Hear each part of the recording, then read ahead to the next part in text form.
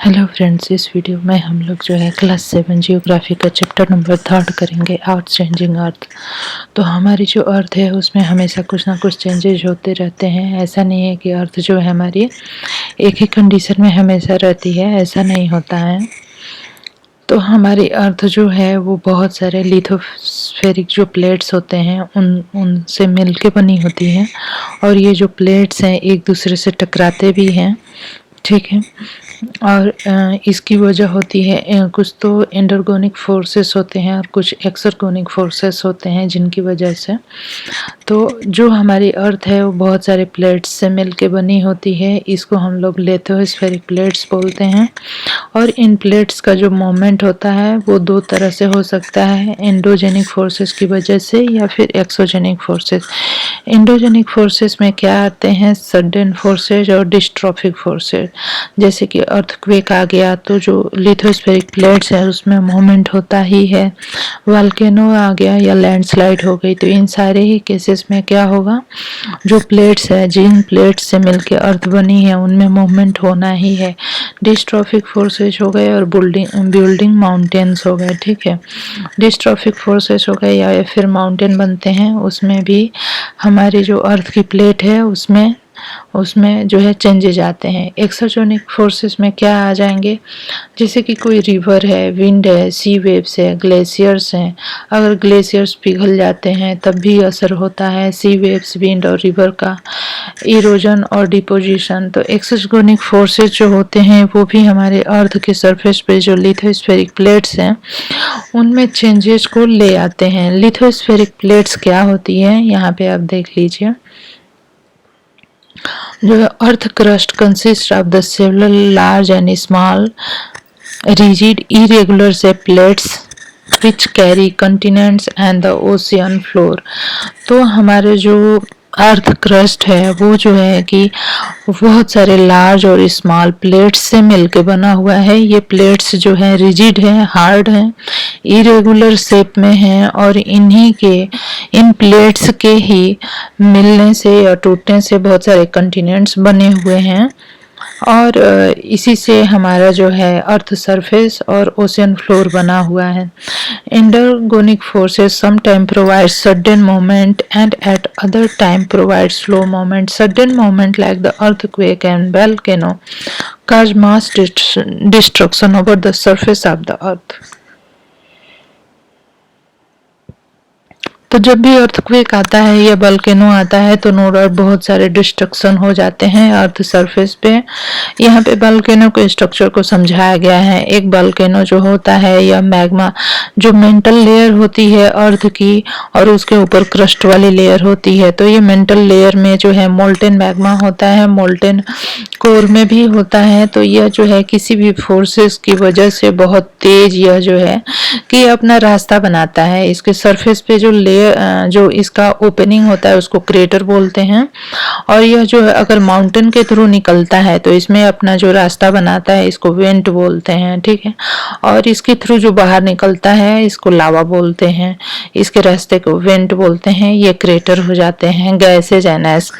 तो यहाँ पे बहुत तेजी से जो है गैसेज निकलती हैं और ऐश निकलते हैं।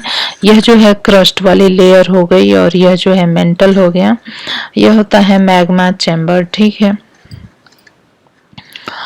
तो यहाँ पे हम देख सकते हैं इंडो और एक्सो, जो इनसाइड और आउटसाइड से जेनिक फोर्स, एंडोजेनिक फोर्सेस, यह कैसे बना हुआ है इस शब्द को। वोल्केनो जो होता है, क्रेटर जो ओपनिंग होती है उसको क्रेटर बोलते हैं, जो बाहर निकलता है उसको लावा बोलते हैं। अब यहाँ पे हम देख सकते हैं The vibration can travel all around the earth. These vibrations are called the earthquake। Lithospheric plate जब मूव करती है तो जब लिथोस्फेरिक प्लेट्स जब मूव करती है तो प्लेट्स में वाइब्रेशन होते हैं। ये वाइब्रेशन किसी छोटे प्लेस पे भी हो सकते हैं या फिर ऑल अराउंड द अर्थ ये जो वाइब्रेशन फील किए जा सकते हैं। इन्हीं वाइब्रेशन को हम अर्थक्वेक कहते हैं। The places in the crust where the moment start is called the focus. और ये जो वाइब्रेशन जो स्टार्ट होते हैं जिस पॉइंट पे उसको हम फोकस कहते हैं। और जो प्लेस इस फोकस के ऊपर जो अर्थ सरफेस पे होता है उसको ईपी सेंटर बोलते हैं। वाइब्रेशन ट्रेवल करते हैं towards from the epicentre as waves. जैसे कि वाटर बॉडी में अगर आपने पत्थर मार के देखा होगा तो उस पॉइंट से चारों तरफ वेव्स चलती हैं, यही स्थिति यहाँ पे होती है। वाइब्रेशन जो है ईपी सेंटर से ट्रेवल करते हैं आउटवर्ड लाइक द वेव्स। इस इमेज में आप देख सकते हैं कि यह जो फोकस है यहाँ पे ये ईपी सेंटर है। इस ईपी सेंटर से यह वेव्स के रूप में ये वाइब्रेशन जो है आउटवर्ड मूव करती है।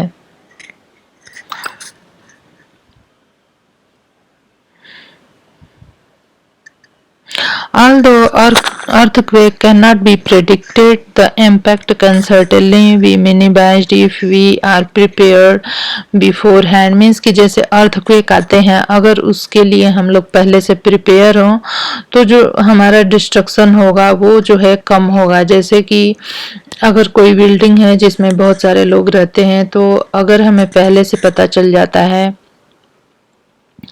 कि कुछ ऐसा अर्थक्वेक आने वाला है तो हम क्या करते हैं कि वो बिल्डिंगों को खाली करा देते हैं। तो इसलिए केवल बिल्डिंग की ही हानि होती है और जो है उसमें बहुत सारे लोग जिनको बहुत सारे नुकसान हो सकते हैं वो बच जाते हैं।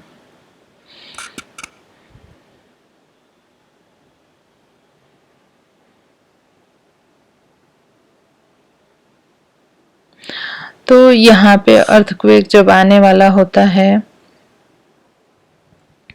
तो हम इसको कैसे जान सकते हैं, इससे पहले हम देख लेते हैं कि गुजरात में 26 जनवरी 2001 को एक अर्थक्वेक आया था भुज में, गुजरात के भुज में। तो उसके बारे में देख लेते हैं। सबसे ज़्यादा जो अफेक्ट हुआ था स्कूल हुए थे।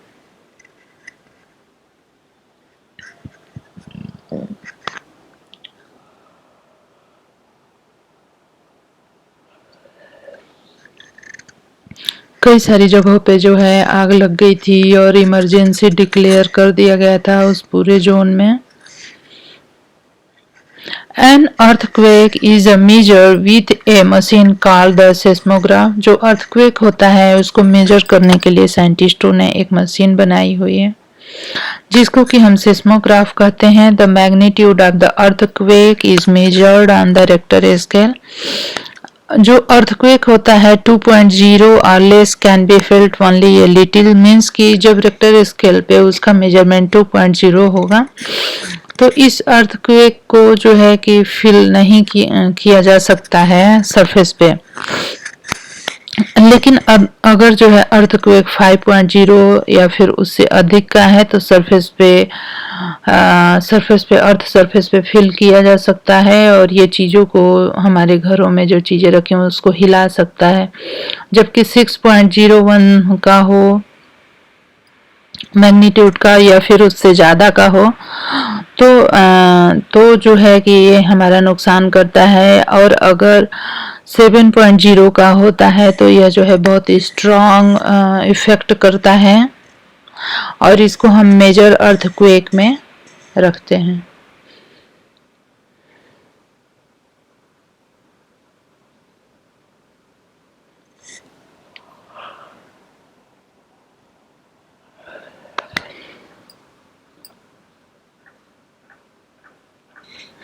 अब जो है आगे इसमें हमें जो पढ़ना है वो है major landforms. The landscape is being continuously worn away to process weathering and the erosion. Withering is the breaking up of the rock on the earth surface. Erosion is the wearing away of the landscape by different agents like the water, wind and ice. Eroded material is carried away or transported by the water, wind, etc. and eventually deposited. This process of erosion and deposition create different landform on the earth surface. तो यह जो होते हैं earth surface पे बहुत सारे type के erosion और वेदरिंग काज करते हैं। Breaking up of the rocks on the earth surface. Erosion क्या होता है, जब अर्थ सरफेस पे जो सॉइल होती है जब वो डिस्ट्रक्ट की जाती है, चाहे तो वाटर की तेज बहाव के द्वारा या विंड के द्वारा या फिर आइस के द्वारा. Eroded material carried away are transported by water, wind, etc. and eventually deposited. This process of erosion and deposition create different landform on the earth surface. इसी तरह से हम यहाँ पे देख सकते हैं कि वर्क ऑफ ए रिवर क्या काम करती है. तो the running water in the river erode the landscape when the river tumbles at steep angle over very hard rock or the down a steep valley side it forms a waterfall. तो जब किसी पतले से निकलती है water, जो fall होता है तो हम उसको वाटरफॉल कहते हैं. यहाँ पे हम लोग नियाग्रा फॉल के बारे में देख लेंगे. There are thousand of small waterfall in the world.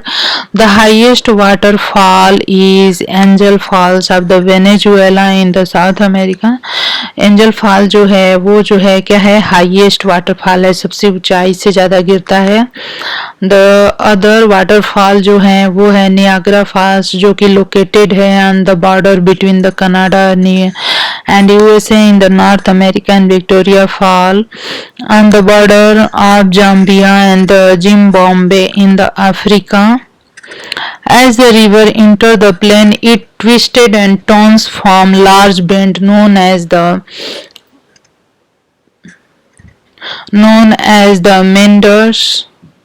Due to continuous erosion and deposition along the side of the meander, the end of the meander loop come closer and closer. In due course of the time, the meander loop cut off from the river and form a cut-off lake, also called as Oxbow Lake. Means कि जब कोई भी river जो होती है वो plane में inter करती है तो वो कुछ ऐसा नहीं है कि बिल्कुल सीधे इस तरह से फ्लो करती है, नहीं, इस तरह से कुछ वो स्ट्रक्चर बनाती है. आप यहाँ पे देख सकते हैं कुछ ये टेढ़े मेढ़े जिग जैग टाइप का स्ट्रक्चर बनाती है, कुछ कट ऑफ्स बना देती है जैसे इस तरह से.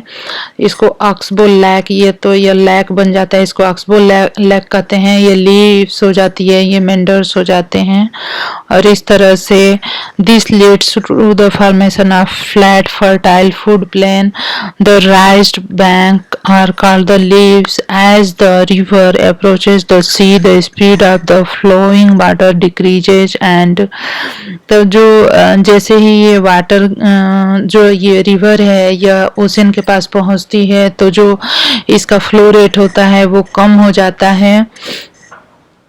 जैसे ही रिवर ये प्लेन में जाती है वहाँ पे बहुत सारे पतले पतले अपने डिस्ट्रीब्यूटरीज में बढ़ जाती है. जैसे कि ये मेन रिवर है जो कोई हिमालय वगैरह से निकलती है और ये आगे प्लेन में जाके बहुत सारे डिस्ट्रीब्यूटरीज में टूट जाती है, ठीक है. और यह जो है नदियों के साथ जो मिट्टी आती है यह जो प्लेन में जाके इकट्ठी हो जाती है इसको हम डेल्टा कहते हैं. The river becomes so slow that it begin to deposit its load. Each distributary form its own mouth. The collection of the sediment from all the mouth forms a delta. Work of the sea waves. sea wave जो है क्या काम करते हैं, जैसे कोई भी water का जो वेव है जब वो किसी भी माउंटेन या स्टोन से टकराता है तो ये इस तरह से सी केव या सी आर्चेज बना देता है. यह जो है इसके अंदर बाहर वाटर जो है एक पार से दूसरे पार जा सकता है, लेकिन यह जो केव है इस तरह से कुछ केव्स भी बना देता है. Sea waves continuously strike at the rock. Crack develops over time. They become larger and wider. Thus hollow like caves are formed on the rock. They are called the sea caves. As this cavity become bigger and bigger, only the roof of the caves remain. जैसे ये caves की roof ही रह जाती है तब हम इसको sea arches बोलते हैं. इसके थ्रू जो है कि वाटर जैसे कि पुल की तरह ये हो जाता है. और ये जो होते हैं स्टैक्स होते हैं, आप यहाँ पे देख सकते हैं। जब ये पूरा ऊपर से इस तरह से होते हैं तब हम इनको स्टैक्स बोलते हैं। ऊपर से भी टूट जाता है, क्लेफ्ट बना देते हैं, सी क्लेफ्ट बना देते हैं। And work of the ice, ice जो है क्या कार्य करता है ये भी देख लेते हैं। तो ग्लेशियर जो होते हैं, glaciers are the rivers of the ice. Glacier जो होते हैं क्या होते हैं, ये भी रिवर हैं लेकिन आइस के बने होते हैं। और erode the landscape by bulldozing soil and stone to expose the solid rock below. Glaciers curve out deep hollow. As the ice melt they get filled up with water and become beautiful lake in the mountain. The material carried by glaciers such as the rock, big and small, sand and silt get deposited. These deposit forms the glacier moraines. यहाँ पे work of wind हम देख लेते हैं। तो जैसे कि हम जो है सैंड ड्यून्स कैसे बनते हैं इसकी बात करेंगे। तो जब बड़े बड़े जो डेजर्ट होते हैं उनमें जब तेज हवा चलती है तो यह जो है सैंड के माउंटेन बना देते हैं, तो इनको सैंड ड्यून्स बोलते हैं। और जो है डेजर्ट में जब ये माउंटेन बन जाते हैं तो चारों तरफ से जब हवा चलती है ना तो ये मशरूम लाइक स्ट्रक्चर भी बना देते हैं। मशरूम रॉक्स इनको बोलते हैं। Win Erode the lower section of the rock more than the upper part, means कि जैसे कोई रॉक है ना तो सैंड क्या करती है उसके लोअर सरफेस को ज्यादा इरोड करती है देन द अपर सरफेस। तो इसको हम लोग क्या बोलते हैं, मशरूम रॉक बोलते हैं। Therefore such rocks have narrow base and wider top. इस तरह की रॉक्स का जो नीचे का हिस्सा होता है पतला होता है और ऊपर का चौड़ा होता है। व्हेन द विंड ब्लो, जब हवा चलती है, it lifts and transport sand from one place to another. When it stop blowing the sand falls and get deposited in low hills like structure in low hill like structures. These are called the sand dunes. तो इनको हम sand dunes कहते हैं। When the grain of the sand are very fine and light, wind can carry it over very long distance. जैसे कि जैसे कि sand के जो particles होते हैं अगर वो बहुत ज़्यादा छोटे हैं तो हवा उनको बहुत दूर तक जो है उड़ा के ले जाती है। और जब ये उड़ते हुए सैंड जो है जाके डिपॉजिट हो जाते हैं किसी बड़े लार्ज एरिया में तो इसको हम लॉसेस कहते हैं, ठीक है। और जब ये सैंड उड़ते हुए जाके घाटी बेली वगैरह में इकट्ठे हो जाते हैं तो उनको सैंड ड्यून्स बोलते हैं। The large deposit of loess is found in China. China में इस तरह की जगह बहुत ज़्यादा पाई जाती है।